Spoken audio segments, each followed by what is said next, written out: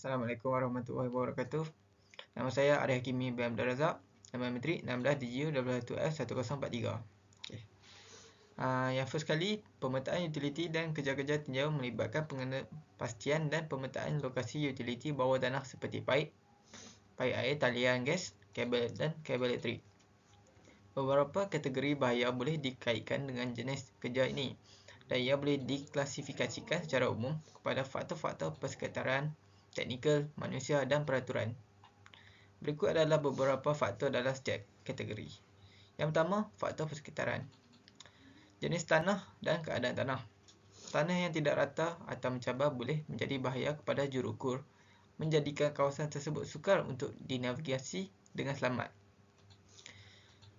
Seterusnya, keadaan cuaca.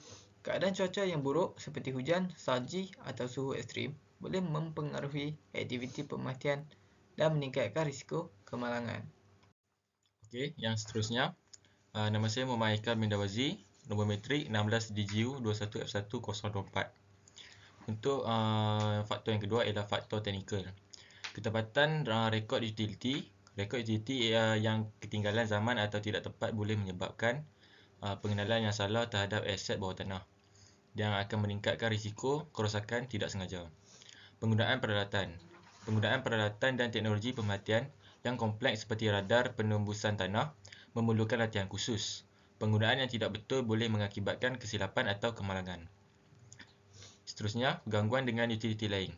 Kewujudan pelbagai utiliti yang berhampiran boleh mencetuskan cabaran dalam memetakan satu utiliti tanpa gangguan daripada yang lain. Faktor yang ketiga ialah faktor manusia. Latihan dan pengalaman. Latihan yang tidak mencukupi atau kurang pengalaman dalam pemetaan utiliti boleh menyebabkan kesilapan dan meningkatkan risiko kemalangan.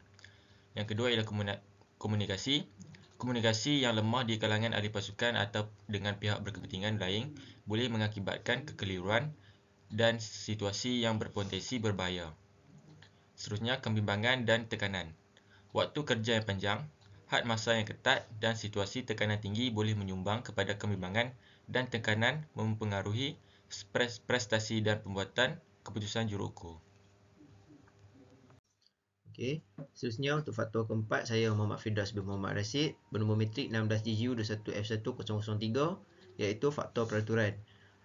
Kepatuhan dengan peraturan. Kegagalan untuk mematuhi garis panduan keselamatan dan peraturan boleh membawa kepada isu undang-undang dan mengancam keselamatan pekerja dan orang awam. Permohonan permit dan kebenaran. Memperoleh permit dan kebenaran yang diperlukan untuk kerja pemerhatian adalah penting untuk memastikan bahawa kerja dijalankan mengikut peraturan tempatan. Okey, untuk faktor yang kelima iaitu keselamatan awam dan pengurusan trafik. Kedekatan dengan kawasan awam. Bekerja berdekatan dengan kawasan awam boleh membawa risiko kepada juruukur dan orang awam. Dalam kawalan trafik di kawasan bandar, menguruskan aliran trafik secara aktif pemerhatian adalah penting untuk mencegah kemalangan dan memastikan keselamatan pekerja dan orang berjalan kaki di kawasan awam. Okey, nama saya Adil Syamah bin Syakroni. Saya akan cakapkan tentang risiko toksik dan kimia. Paparan bahan kimia berbahaya, kejutan atau penanganan bahan kimia berbahaya semasa kerja pemetaan boleh menyebabkan risiko kesihatan terhadap pekerja, terutamanya jika tidak ada langkah-langkah keselamatan dan pemantauan yang mencukupi. Kesimpulannya, penting bagi organisasi dan individu yang terlibat dalam pemetaan utiliti dan kerja tinjauan untuk menjalankan penilaian risiko yang teliti, melaksanakan langkah-langkah keselamatan, menyediakan latihan yang mencukupi dan terus mengikuti teknologi dan amalan terbaik dalam bidang ini.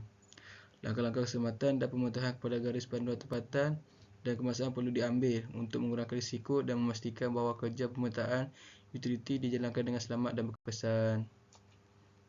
Sekian, terima kasih.